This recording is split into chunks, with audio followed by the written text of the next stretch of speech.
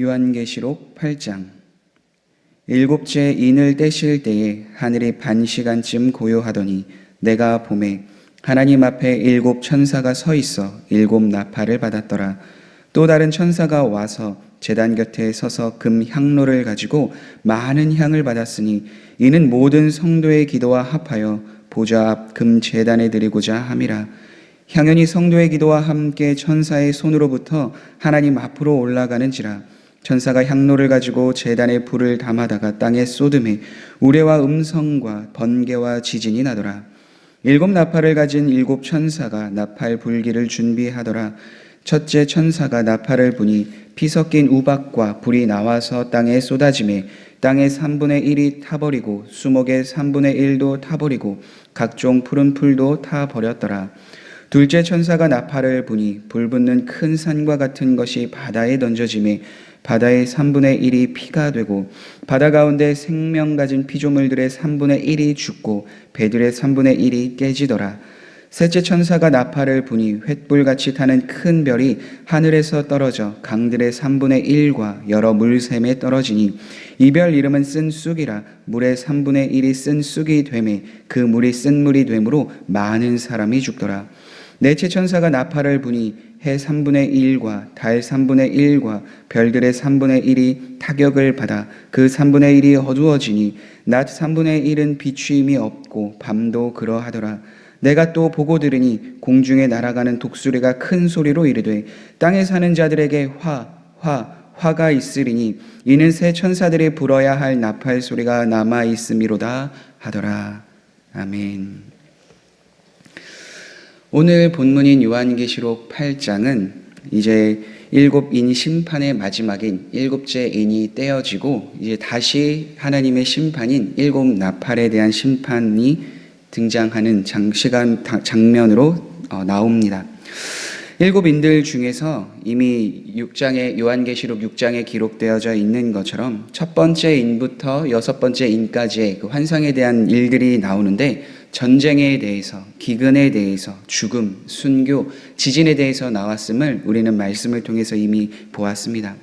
하나님께서는 이제 일곱 인을 다 떼시고 주님이 이제는 일곱 나팔을 가진 천사들을 통하여서 이 세상을 심판하시는 것을 보게 되는데요.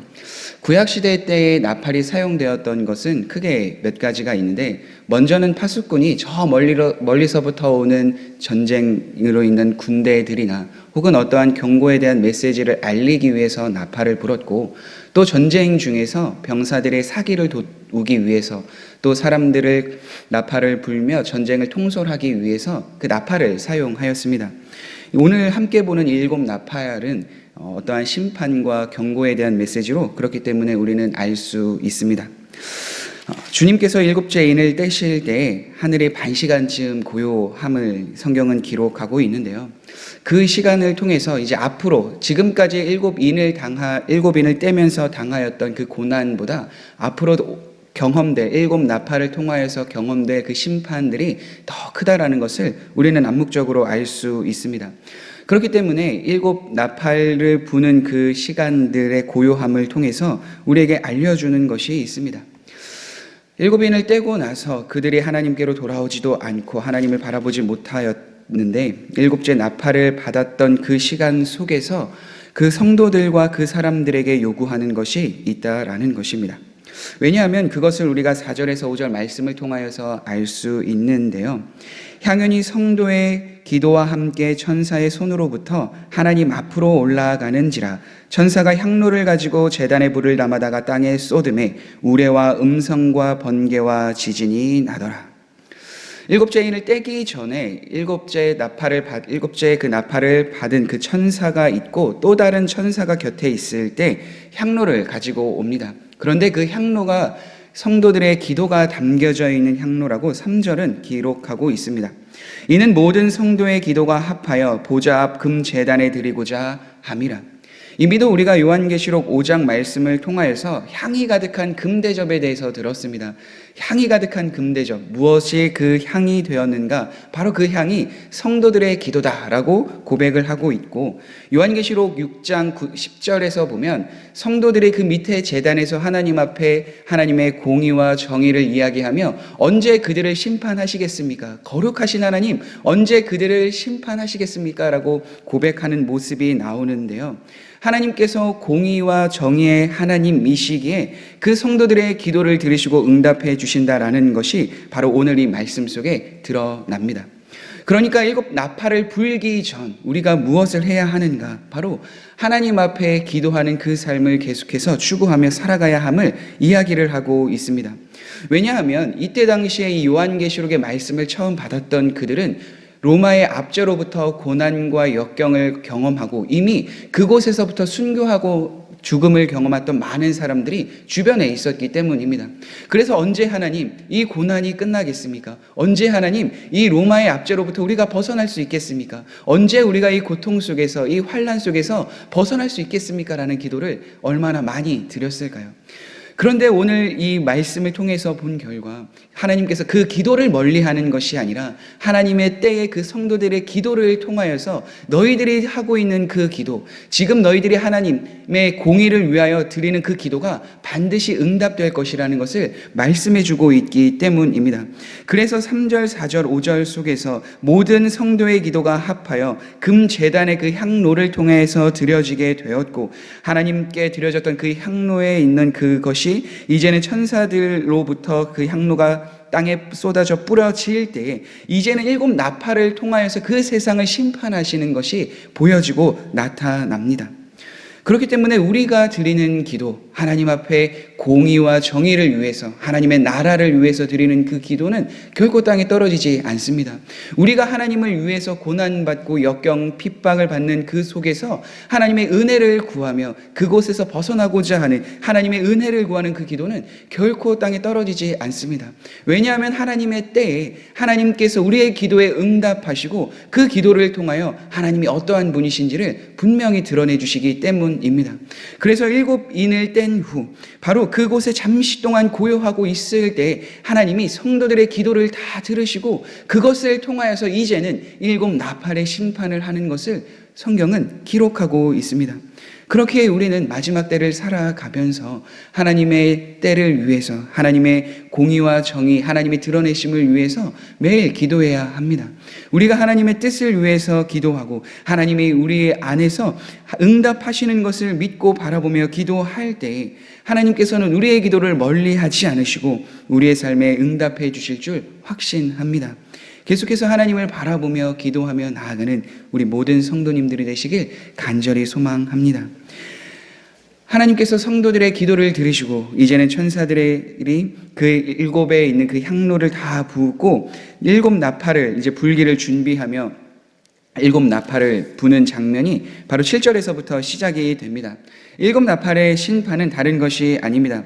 첫째 나팔부터 네 번째 나팔까지 요한계시록 8장은 기록하고 있는데 첫째 나팔이 울리니 피 섞인 우박과 불이 지상에 계속해서 떨어져서 초목의 3분의 1도 타버리고 수목도 3분의 1, 각종 푸른 풀들이 타버리는 엄청난 피해들이 계속해서 일어납니다.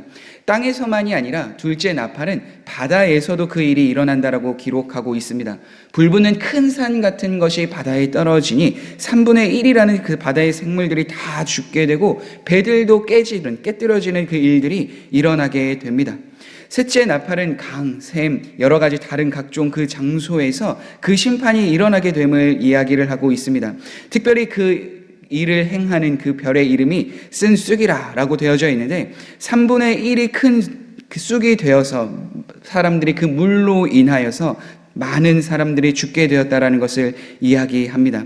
마지막 네 번째 나팔은 해와 달과 3분의 1, 하늘에 있는 별들의 3분의 1들이 꺼지고 어두워지고 밤과 같은 일들이 나타날 것이람을 이야기하고 있죠. 그런데 여기서 중요한 사실이 있습니다. 여기서 큰 심판들이 계속해서 일어나고 있는데 13절에 독수리가 이야기하는 것입니다. 화가 있으리니 이는 새 천사들이 불어야 할 나팔 소리가 남아 있음이로다 하더라. 앞으로의 지금까지 당하였던 그 심판 이외에 계속해서 더 큰 재난들이 있을 것임을 이 독수리를 통하여서 말씀해 주고 있는 것이죠. 우리가 살아가면서 마지막 때가 언제 올지는 아무도 모릅니다. 예수님께서도 그 때와 시는 오직 나의 아버지 그 하나님만 아신다라고 이야기를 하고 있습니다. 그런데 우리가 알고 있는 사실이 한 가지이죠. 바로 그 종말이 언제 계속해서 경험되고 나타나는가. 바로 그 시간들은 점점 가까워 오게 될 것이고 결국 예수님이 이 땅에 다시 오실 때 그 다시 오시기 전에 그 모든 심판들이 다 경험될 것이라는 것을 우리는 알 수 있죠.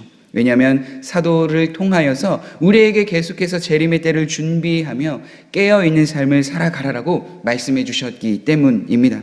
그러니까 결국 우리는 계속해서 깨어서 이 심판 때를 준비하며 살아가야 하는데 이 13절의 말씀을 통하여서 우리가 봐야 될 것이 있습니다.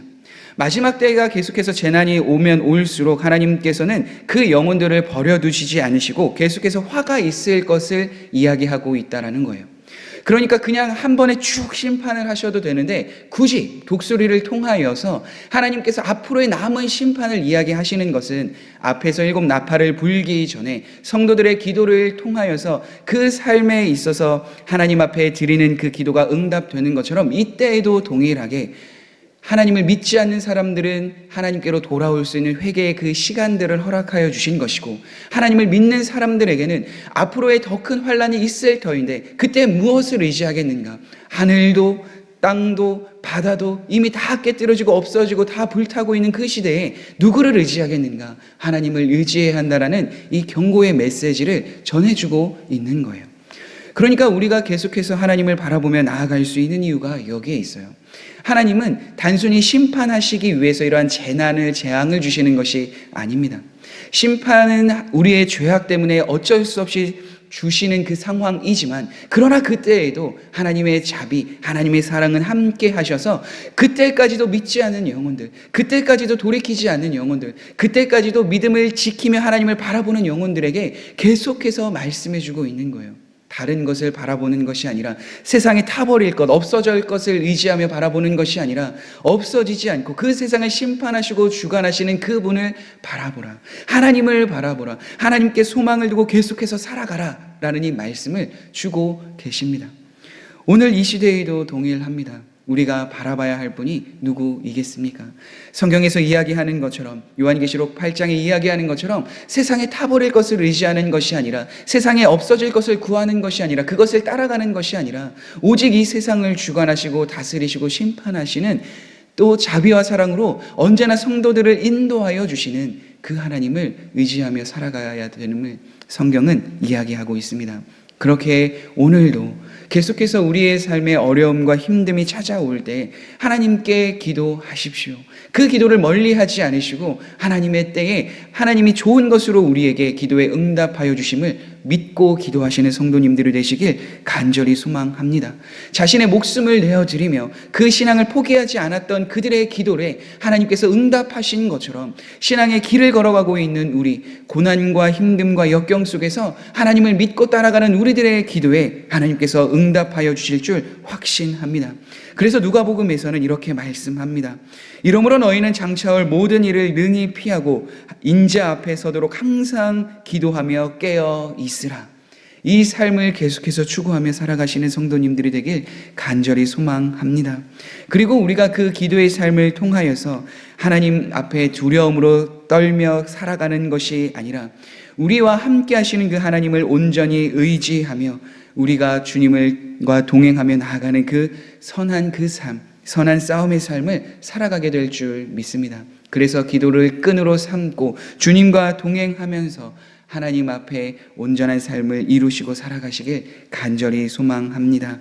마지막 때입니다. 하나님을 믿는 사람들도 적어지고 목사님께서 말씀하여 주신 것처럼 이제 앞으로의 많은 사람들이 하나님을 떠나고 하나님을 믿는 사람들은 적어질 것입니다. 그런데 그러한 때에 우리가 하나님을 더 믿고 하나님께 간절한 마음으로 기도하며 나아갈 때 하나님을 믿는 사람들을 통하여서 오히려 마지막 때의 대추수에 하나님을 믿는 우리들을, 성도님들을 사용하실 줄 믿습니다.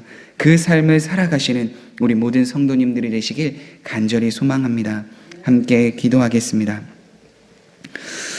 그렇습니다. 하나님, 우리가 오늘 말씀을 통하여서 계속해서 하나님을 바라보며 나아가는 삶을 살아가도록 인도하여 주옵소서. 하나님을 바라보지 않을 때에 하나님을 믿는 그 믿음에서 떨어질 수 있음을 계속해서 바라보며, 특별히 마지막 때에 하나님을 배교하며 하나님을 떠나는 사람들이 있을 것이다 경고하셨던 예수님의 말씀을 기억하며 계속해서 주님을 바라보며 나아가는 우리의 삶이 되게 도와 주옵소서. 하나님은 사랑의 하나님이십니다. 일곱 나팔이 불기 전에 성도들의 기도를 통하여서 그 기도가 응답되는 것을 말씀해 주셨고, 일곱 나팔의 재앙이 다 끝나기 전에도 경고의 메시지를 계속해서 선포하시며 믿지 않는 이들, 믿는 이들이 하나님을 바라보며 나아갈 수 있도록 함께하여 주셨습니다. 오늘도 그 사랑의 하나님, 은혜의 하나님을 바라보며 계속해서 주님과 동행하며 나아가는 우리 모든 성도님들이 되도록 함께하여 주옵소서. 흔들리지 않는 믿음을 더하여 주시고 위로와 평안과 은혜를 더하여 주셔서 이 마지막 때에 온전히 주님만을 바라보며 주님을 의지하며 살아가는 성도님들의 삶이 되게 도와 주옵소서. 예수님의 이름으로 기도드립니다. 아멘.